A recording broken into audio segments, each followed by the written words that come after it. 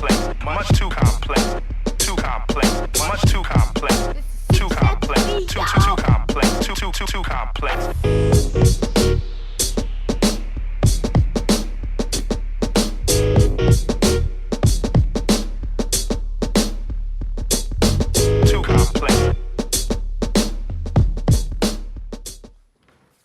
Good afternoon. My name is James K. Holder II. Some of you may know me as Sir James II, and I'd like to welcome you back to Not On My Watch. If you're watching, today is Friday, May 25th, and as always, I'd like to ask you to like, share, comment, and subscribe. I want you to retweet this and repeat this video. Today, I'm calling this episode Development Arrested to celebrate the self-turning in of disgraced movie mogul and accused rapist. We'll just go ahead and just call him what it is because we pretty much know that he's guilty at this point. Harvey Weinstein. Earlier today, Harvey Weinstein turned himself in on charges of sexual assault and also rape. And he is already released out to the public on $1 million bail, which kind of defeats the purpose. If you have people who are so wealthy and well known that they're able to now, one, not even be pursued by the police, not be arrested in a traditional sense. They get to turn themselves in. They get to go into court for an hour or so, and then now they, pay this for him. $1 million is nothing. Maybe he's a flight risk, maybe he's not, but it's just sad because now he's not any less of a danger to anyone else. He's just out there, but that's the justice system, and it is what it is. I can't really be that mad because I wasn't particularly upset about Bill Cosby being relegated to house arrest a few weeks ago, but, I guess in hindsight, now I kind of feel like Bill Cosby should be in jail because it doesn't really make sense. You got these famous guys who go around assaulting people, and yet, here we are. Now, I will say today's episode is going to be a little bit different. It's a little bit less formal. There's a few major topics I want to talk about. I want to talk a little bit about things that I want to do with the YouTube channel. But specifically, it just comes down to television. And that's what the topic of today is. I am so disappointed in what American television culture has become. And it seems like television is a microcosm of what happens in our world now, where you have these powerful men, often white, looming over and holding power over all of us, whether it is through the desired ad market, whether it is through directors, whether it is through producers, whether it is just co-stars in shows. You see it all the time. And it's getting to a point where culturally America is being defined by an abusive nature of people who are in superior positions taking advantage of those who have to work with them for any form of livelihood. And it's getting to the point of being gross. Yes, this show typically appears on Thursday. Yesterday I was a little bit too torn to do an episode. I tweeted about it extensively, but yesterday basically the news broke about a situation dealing with the cast of one of my favorite television shows, Arrested Development. Now, I'm going to devote a significant portion of this episode to talking about Arrested Development and talking about the development of Arrested Development's 5th season. So if you're not interested in the show, I would totally understand if you don't want to watch this episode. But this is something I feel the need to talk about for several reasons. One, I have been a huge Arrested Development fan for years. I am what you would call a super fan. I am obsessed with every character on the show, every actor and actress on the show, so much so that I've watched every episode at least 5 times. It streams on Netflix. I've watched this series for years, end to end. It's one of the few things I can just watch over and over again without getting bored. When I've gotten bored of the episodes that I've watched temporarily, I will watch other series that have either spawned from this show and even going farther than that. So I will say, I from Arrested Development, it led me to watch Archer, which features Jessica Walter and also I always forget her name, but she played Fern Malice on Jawbreaker, and then she also played uh, Kitty on Arrested Development, but she plays Cheryl Carroll on Archer. Either way, I followed all of these characters through multiple iterations of their careers. Um, I wasn't so motivated to watch Ozarks, just because, I mean, I haven't watched Search Party. Neither here nor there. Arrested Development super fan. And so it's sad to me, um, the things that have happened dealing with Jeffrey Tambor, who's one of the stars of the show. Now, Jeffrey Tambor is a pretty well-known actor, primarily for his portrayal of George and also Oscar Bluth on Arrested Development. That probably led him to getting cast as a lead on Transparent. It is a very celebrated show. It's an award-winning show.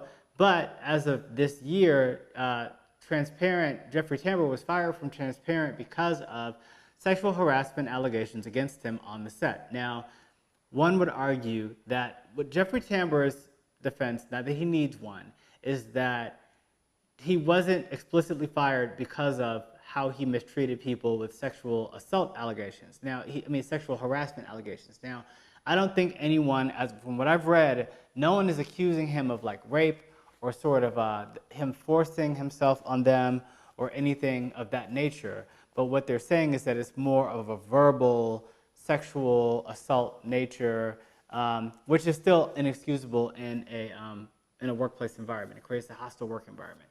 You've also got a situation where that was coupled with him being verbally abusive towards his co-stars on the set of Transparent. So in addition to him being lewd and vulgar with some of his castmates, he was also being sort of loud and aggressive and overly assertive with his castmates on set. So that was one thing that those are several things he was accused of, and therefore he was ultimately fired.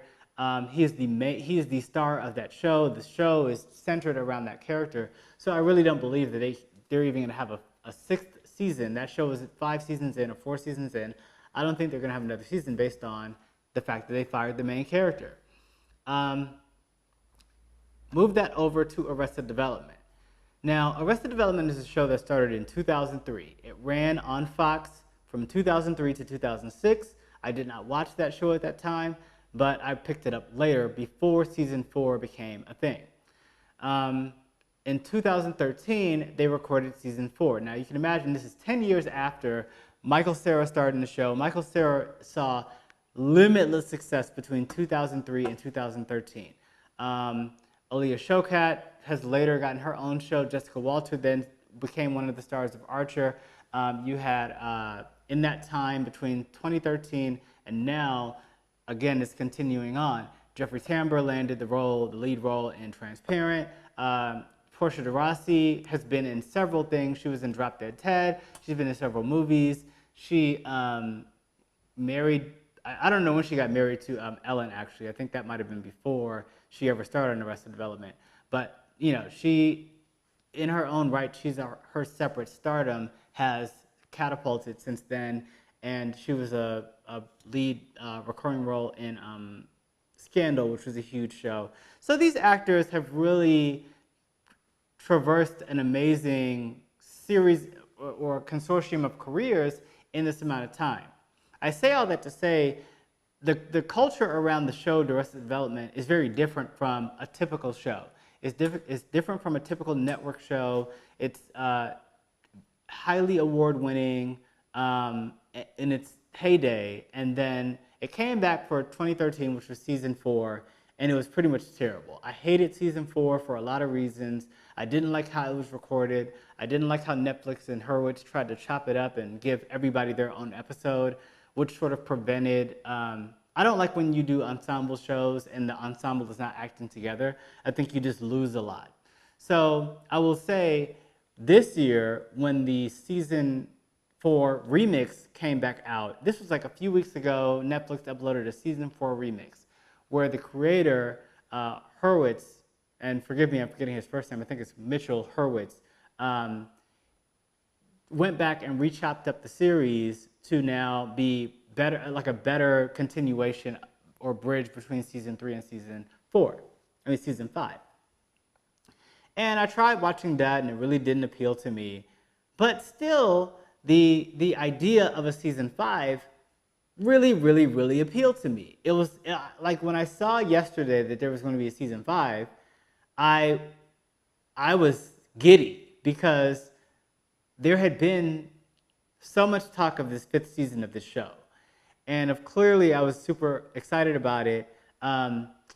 Sidebar, after the election, Arrested Development was one of the only shows I was able to watch. I watched it a few more times in that November 9th period through maybe when the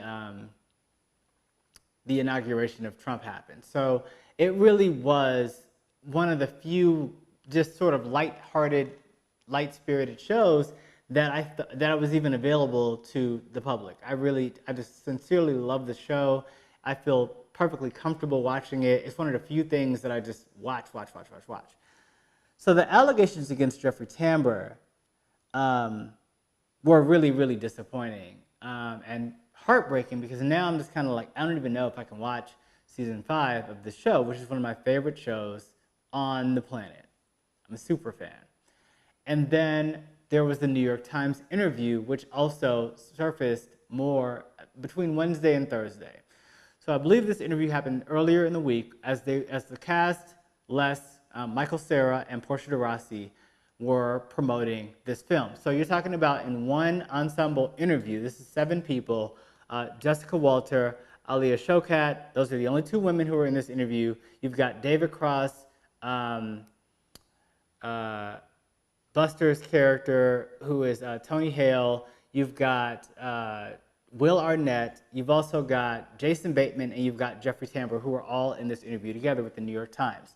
They bring up the allegations against Jeffrey Tambor that led to him being fired off of Transparent. And this is a whole thing out there. You can watch it for yourself. It's hard to even talk about because it's so heartbreaking to find out that there was an interaction on their set. And again, they didn't really go into details about what was said or what happened or even when it happened. But there was a very contentious interaction between Jessica Walter, who plays Lucille, the matriarch of the show, the C-word matriarch. That's a joke from the show. And George Sr., played by Jeffrey Tambor. Now, this is the 2 actors. Apparently, he was just going off on her on this set. And she's recalling this because they asked the cast about those allegations. And apparently, all the men who were present on this set are now like, oh, well, we've forgiven Jeffrey Tambor and we're going to work with him. And, Jason Bateman really took the lead on being a complete asshole at this point. He goes on to say that he wouldn't do the show, the 5th season or the 6th season of Arrested Development without Jeffrey Tambor, that there is no show without Jeffrey Tambor, just being sort of over the top trying to exonerate Tambor or say that Tambor is welcomed to the set despite the allegations against him from Transparent. In a sense, I get what you're trying to do because you're promoting a series, but at the same time, you really can't excuse or discount anybody else's personal interaction with Jeffrey Tambor. Now, he crossed the line farther when Jessica Walter described a situation where she had to basically actively forgive Tambor to even tape with him again, to be friends with him again so that she could work with all of them on the show, because as she described it, in her 60 years of acting, she never had anyone speak to her on set the way that Jeffrey Tambor spoke to her. And so that says a lot. I mean, if Jessica Walter is 77 years old, right? So if you're talking about, one, why would you be verbally assaulting some 77-year-old woman, regardless of why or who she was or what she did? That's inexcusable. And then to have Jason Bateman coming back behind Walter and saying, oh, well, that's just his process. what we do is a nebulous art form, and it's a breeding ground for atypical personalities and just all this stuff. I mean, Jason Bateman was being an asshole to the nth degree, so much more so than even Jeffrey Tambor was in the interview, because Tambor basically at that point wasn't saying anything. And in addition to Bateman, Cross jumped in and made some comments. He placed Tobias on the show that he later recanted. Jason Bateman had to come out later and apologize for talking over Jessica Walter, and Aliyah Shawkat actually came, like she was one of the few people who interjected and said Tambor's behavior was inexcusable and we can't tolerate it on our set. And she's like the baby on set. When she started on that show, she was maybe 11 or 12 or something, and now I guess 15 years later, she's still not even in her 30s. She might be 30. I don't even think she's that old. So she's there defending the 77-year-old woman who's crying in the group interview at this point. And it's hard to watch. It's hard to bear. And I will say, as a super fan, I'm torn as to whether I want to watch one of my favorite actresses on television, Jessica Walter. I only watched the show for Jessica Walter at this point. She's my favorite character. I got into the show because of her character and because of her acting ability, and then later fell in love with everyone else. And so now I'm just kind of like, I did a poll on my Twitter page, and 40% of you said, watch the show and support the cast because it's an ensemble cast of 9. Don't punish the whole 8 cast members because of what Tambor did on a different set. Some of you said, maybe about 20% said, or 30% said boycott Netflix. Boycott season 5. About 5% said boycott Netflix altogether, which obviously I'm not going to do. And then another 20 or so percent, 25% just said, wait for more information because we just really don't know what transpired on the set. I haven't, as of this point, heard any statements from Mitchell Hurwitz, the creator of the show. I haven't heard any comments from Netflix, the streaming service that runs the show. But I will say, Netflix, it's really hard. Netflix is in a weird position because much of what I do on this YouTube channel is to try to create content that people can watch and enjoy that's completely free of advertising, but that's also free to watch. And Netflix does half of that. Netflix doesn't have advertising within their shows. And so to a large extent, the content and the discussions they're able to sort of engender on their platform isn't necessarily mitigated by what the viewing public or the commercial appeal of a television show has to deal with. You don't have to really worry about people boycotting shows because of advertisements that are being run during a show, right? You don't have to worry about not covering controversial topics or not being offensive necessarily because it is separate from trying to cultivate a market share based on who the advertisers are. And I really believe that in America, our culture of television and white male supremacy go hand in hand because that's who most advertisers are trying to appeal to, is a base of 18 to maybe 45 white men with money who happen to generally be straight, generally be Christian, of the Christian faith. And so any topics on television are going to cater to an audience that is pro-male, pro-Christian, pro-wealthy, all these things that are sort of in the majority. And therefore, I feel like it's really hard to get voices out, characters out, that celebrate a 77-year-old woman like Jessica Walter as the matriarch of a family. I think it's hard to find a network that's going to give the Obamas a multi-year contract and deal to produce a broad range of content. Shows that are going to focus on concepts like Dear Black People, or even Ava DuVernay promotions, or even a Dave Chappelle network special. I think Netflix has a special share of the market that we need to sort of support and cultivate, but we also have to hold them accountable because things like this are really dangerous. So I'm torn there. I'm interested to know what your thoughts are, your feedback on this topic. It might not be something that's as sexy to y'all if you're not super fans of the show, but it really does present a really strange case of, again, it's not a movie, it's a series. It's a series that's lasted a very, very long time. It's been off and on for 15 years. It's gone from network to streaming.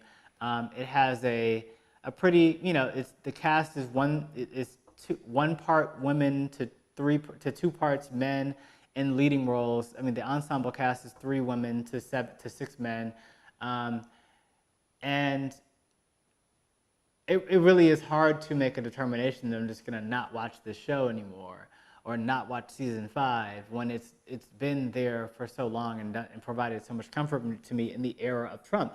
And that is what we're facing now, an uptick and another showing of the ugly head of what the Trump regime is about.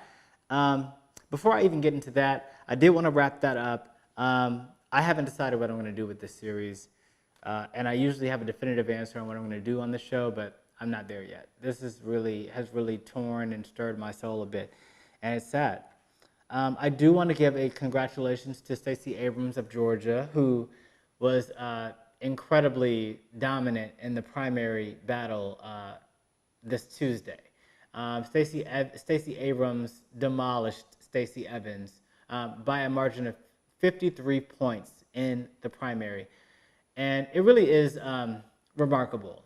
That was not sort of out of the scope of the polling up to that point, but the polling prior to the election, the week prior to the election, had Stacey Abrams polling about 30 points ahead of Stacey Evans, not 53 points ahead of her.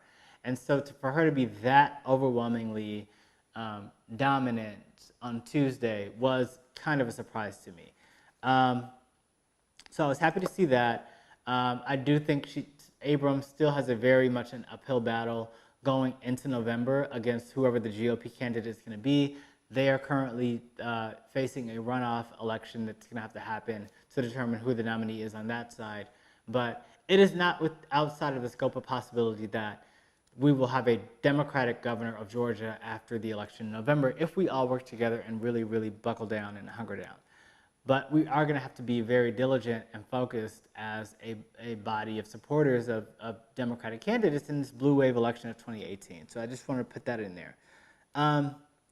Another disappointing revelation this week, dealing with television, is that the NFL has decided to side with basically Trumpism and the majority of their viewers and punish football players who decide to take a knee during the national anthem.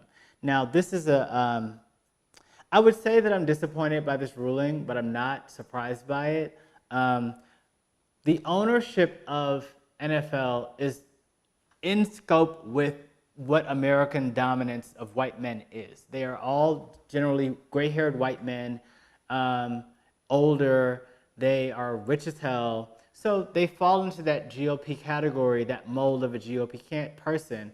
And whether they are Trump supporters or not, or Trumpian, they still all align around the same beliefs. So it doesn't surprise me that they are working to, again, sort of silence the overwhelming number of players in the league who are black men who might object to police brutality, not the American flag itself.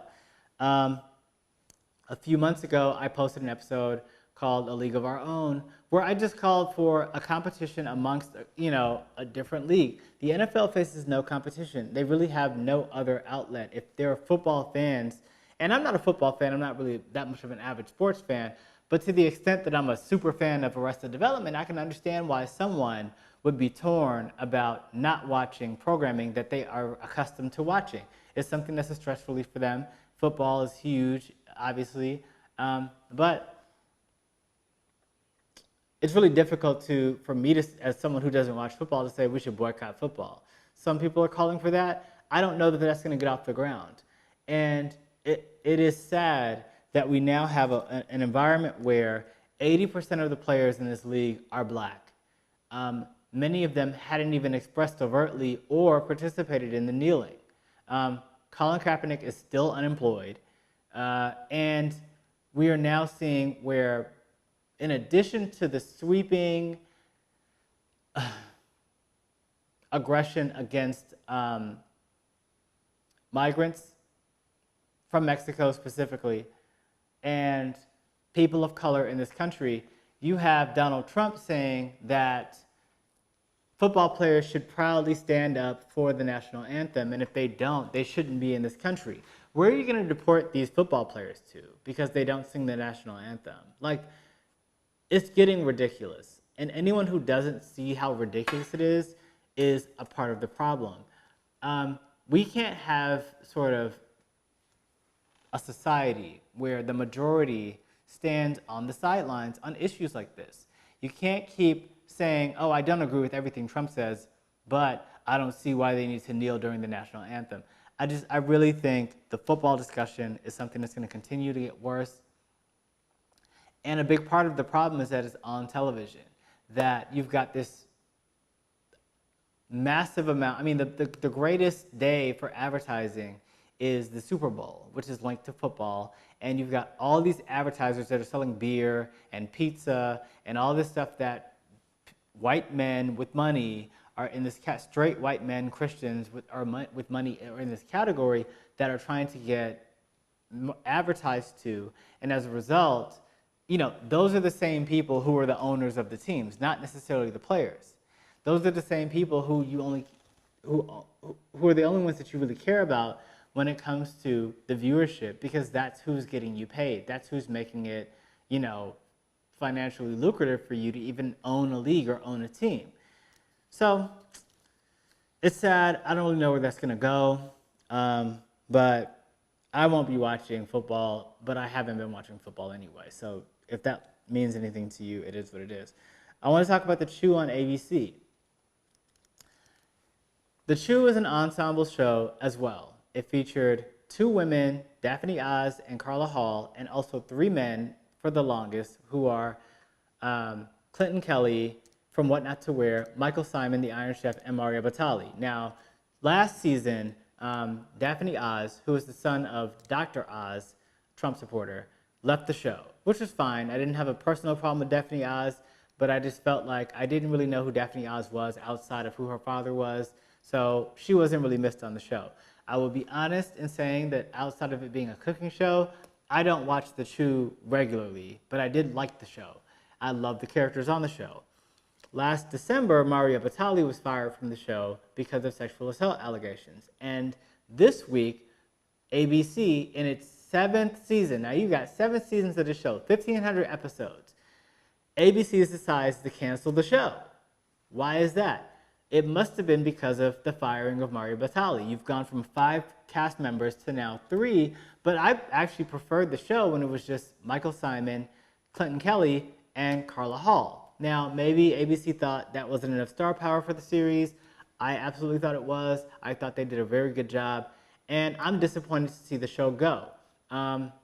But moreover, I have to link all of this together with what we do here on this YouTube channel, because the Counter TV doesn't have any show that's like it on television. The closest thing to a series that was similar to The Counter might have been the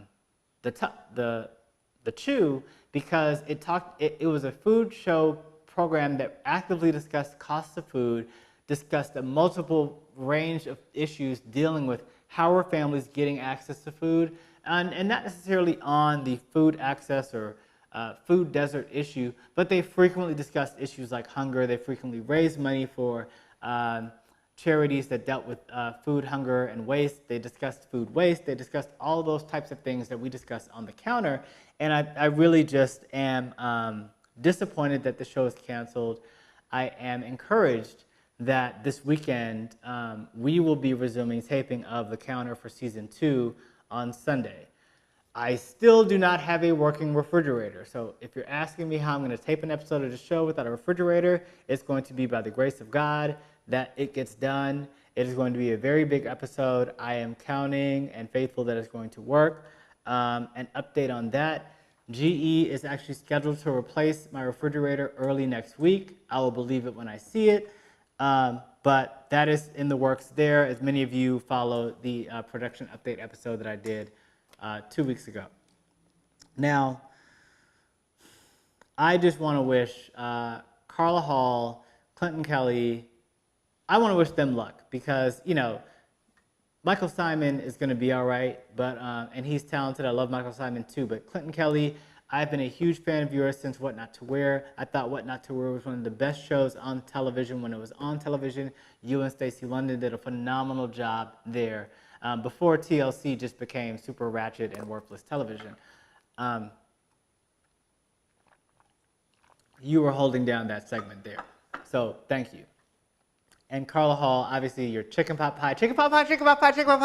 She is like the best. She has such a effulgent presence and beautiful energy on television. And you're a doppelganger for one of my other favorite actresses, Tracee Ellis Ross, who is the daughter of one of my favorite singers, Diana Ross. So of course, I just love Carla Hall. Moving right along. So I'm expecting the premiere of the season 2 of The Counter to happen on June 26th of 2018. And hopefully for those of you who are missing the chew by that point, we'll have something else to watch in its place. And I feel a very heavy burden and responsibility to keep up production on this show and on this series. It really does kill me on days like this Friday when yesterday I should have posted this episode and I wasn't able to get it up. So I do appreciate your patience. I appreciate you watching. I appreciate you supporting all of the shows on the channel. Because of the whole refrigerator problem, because of other issues in production, it has been difficult to maintain this season doing all 3 programs. But I do say to you, bear with me. We're going to get everything back to normal where we're having regular weekly episodes of Not On My Watch, weekly episodes of The Counter, and also weekly episodes of The Weekend 10. But I do want to thank you all for being supportive and watching and just bearing with me because this episode specifically, again, is more about me talking about where I see the value of independent media like this channel that does a cooking show that focuses on food access, that does a newscast that talks about media, talks about commercialization of American culture and how it leads to a detriment and a devolution of what we stand for as a society, and then also just updating on actual news stories via The Weekend 10. I would not be able to do any of these shows without your support. Again, to be successful in doing season 2 of The Counter, I do need significant support in the form of episode supporters. So if you want to donate, or if you'd like to become a friend of the show, I'd appreciate that. You can donate $1 to the link below www.paypal.me/jkh2 and become a supporter of this show. If you want to donate $100 and become a producer level sponsor of The Counter, that would also be helpful. And if you want to support the cost of an entire episode of The Counter, you can do so by donating $250 to the link www.paypal.me/jkh2. I say all that, it's a mouthful, but I am appreciative of everyone who donates to the show because I would not be able to do these without your help. And with that said, I'm thanking our friends of the show from this week: Elizabeth C., Laura B., Carol M., Barry G., 9 Elephants Company, Daniel M., Justin Y., and also Patricia M. So thank you for watching. Thank you for bearing with me. This episode was a little bit more of an extemporaneous rant, but we do need to, media and what we see and what we support and what we contribute to and what we watch and don't watch says a lot about who we are. And this is going to embed in our society for generations to come. I fully realize that even content here that people might not watch in the week of is going to exist in the form of a time capsule later for people to look back on and see what our society was about.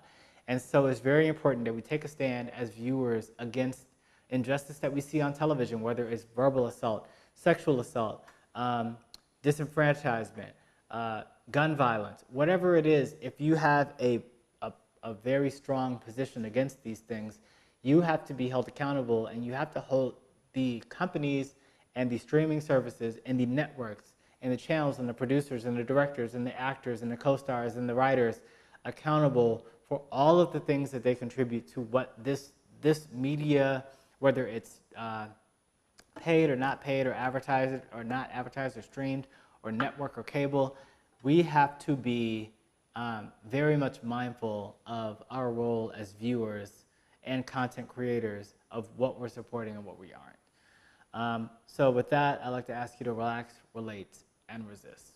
Thank you. Much too complex. Too complex. Too complex. Too complex.